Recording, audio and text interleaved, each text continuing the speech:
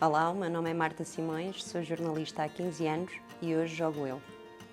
O desporto na minha vida surge desde pequena, desde miúda que sempre tive essa paixão. Foi uma paixão que herdei do meu avô materno, o meu avô Fernando, e do meu tio Toneca, outra geração de adeptos de ferrenhos que sempre viram o desporto de uma forma que eu achei muito bonita, sempre me entusiasmaram.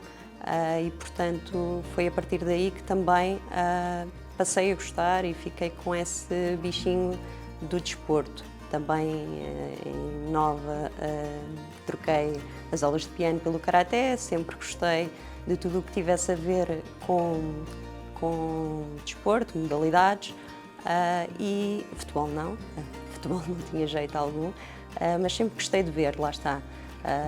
Lembro-me, por exemplo, do meu tio, não via os jogos grandes, ficava nervoso, ficava a um canto ao ver o relato, e mesmo isso achava giro, como é que ele vibrava daquela maneira.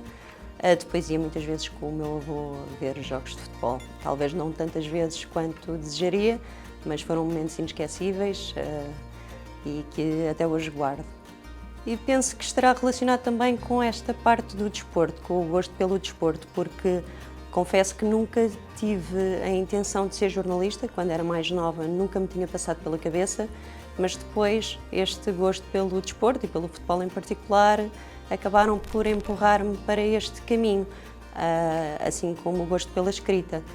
Sempre gostei muito de escrever, sempre gostei muito, lá está, de ir a jogos e, portanto, acabou por ser natural e acabei por escolher jornalismo por causa disso e acabei por escolher jornalismo também mais pelo gosto pelo desporto e, portanto, depois acabei por fazer 2 estágios no Jornal Público e na Rádio Clube Português e a 16 de novembro de 2010 entrei para o jornal A Bola. Começou aí a minha história na bola. Lembro-me, por exemplo, de uma frase que João Moutinho me disse, na altura, depois de eu ter falado com Fernando Guerra, disse-me que não interessava se eu estaria a escrever para 100 ou 100 mil pessoas, que o rigor tinha de ser sempre o mesmo e, portanto, começou aí esta história e lembro-me que deixei a minha família muito orgulhosa, em especial o meu avô, que até então comprava outro jornal e acabou por passar a comprar A Bola por minha causa. Na verdade, gostava muito de história e, portanto, via-me a ser arqueóloga. Depois, com o tempo, achei que não seria esse o caminho, que seria algo difícil de concretizar e depois lá está. Com o gosto pelo desporto e com o gosto pela escrita, acabei por enveredar por outra área e estamos aqui, é o caminho que percorro há quase 15 anos e, portanto, estou muito satisfeita pelo percurso que fiz. Não, jornalismo nesta área, definitivamente. Lá está, foi uma área que sempre me impressionou pelas referências que tenho da família. Lá está, o meu avô nasceu em 1925, infelizmente já não está entre nós, mas fez parte de uma geração que viu jogar Eusébio, viu jogar os 5 violinos e, portanto, todo esse entusiasmo acabou por passar para mim e não me veria a fazer jornalismo, a não ser nesta área. Claro que quando somos jornalistas e não interessa em que área é que exerces, mas é esta a minha praia.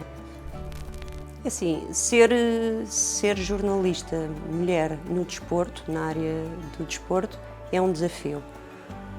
Felizmente, nos últimos anos, várias mulheres ganharam o seu espaço e vieram provar que é uma profissão que não está refém do género, que qualquer pessoa pode desempenhá-la com competência e profissionalismo. De qualquer modo, estaria a mentir se dissesse que não há ainda algum preconceito. Sendo uma área historicamente ligada ao masculino, sinto que ainda há algumas barreiras a ultrapassar para que esse preconceito deixe de existir. Já tivemos vários exemplos, não vou estar a citar, mas já tivemos vários exemplos de situações que não deveriam existir e eu própria posso confessar que em conversas informais também senti que a mulher, o escrutínio sobre a mulher é muito maior do que num homem. Lembro-me, por exemplo, de em conversas com amigos, por exemplo, às vezes é preciso ponderar se devemos fazer uma piada ou não, porque a diferença entre a ironia e a ignorância é muito ténue, ou seja, facilmente é confundido se é uma mulher a fazer a piada. Ou seja, não te reconhecem se calhar se estás a dizer aquilo e se sabes o que é que estás a dizer e estás a brincar. Se fosse um homem, era facilmente interpretado como sendo uma piada. Para nós não vejo que seja assim, mas é como digo, felizmente, nos últimos anos houve uma mudança de mentalidade e acho que isso é positivo e deve ser isso que devemos ressalvar. Sim, em quase 15 anos de Jornal A Bola tenho várias histórias para contar. Lá está, houve vários momentos de jogos de Liga dos Campeões, jogos da seleção, uma série de histórias, mas prefiro focar-me na simplicidade de uma que me marcou particularmente, que foi especial, que foi quando o Sporting foi jogar ao Oleiros, numa eliminatória da Taça de Portugal. A Vila estava em festa, mostra também bem como o Jornal A Bola é reconhecido por onde quer que passe e lembro-me que no final do jogo, nós jantamos muito mais tarde, não é? Depois daquelas horas todas a fazer o jogo, e lembro-me que depois, já passava da 1 da manhã, quando fomos jantar, e havia um restaurante que estava à nossa espera, e disse-nos que não tinham cabrito estonado, que é típico daquela região, mas que tinham cabrito assado, como se fosse algo de menos, não é? E que não era de todo, ou seja, para nós aquela generosidade foi particularmente marcante, porque lá está, muito provavelmente o desfecho seria um qualquer salgado numa estação de serviço a caminho de Lisboa. E aquela preocupação em não nos servirem algo que seria mais típico, vamos assim dizer, marcou-me. Estava tudo ótimo, mas o que há a ressalvar é mesmo a generosidade das pessoas e que fazem momentos como este. E nas conferências de imprensa, houve uma que, no meu caso, acabou por ficar marcada, que foi essa conferência de 2016. Jorge Jesus era treinador do Sporting e, na altura, eu apresento-me, quero fazer uma pergunta sobre o Slimani e Jorge Jesus interrompe-me e pergunta-me como é que eu me chamo, para repetir o meu nome. E assim que houve o Jornal A Bola, acaba por, no jeito assim descontraído, que lhe é característico, de dizer que ia dizer ao João Bonzinho, ia falar com ele sobre aquele momento, sobre a pergunta que eu iria fazer. Naquele momento acabei por ficar um pouco desconfortável, porque não somos nós os protagonistas, não queremos isso e, portanto, acabou por ser um momento desconfortável, mas que acabou por se gerir bem. Mal sabia eu que era uma conferência que acabaria por prolongar-se nos anos seguintes, porque depois, a cada dia dos namorados, era identificada em páginas de comédia do Instagram e das redes sociais. Mesmo quando o Jorge Jesus foi para o Brasil para treinar o Flamengo, percebi que no Brasil, do outro lado do Atlântico, havia pessoas que se lembravam dessa situação e que acabariam por tentar entrar em contacto comigo e, portanto, é essa a história e que vai ficar, obviamente, marcada.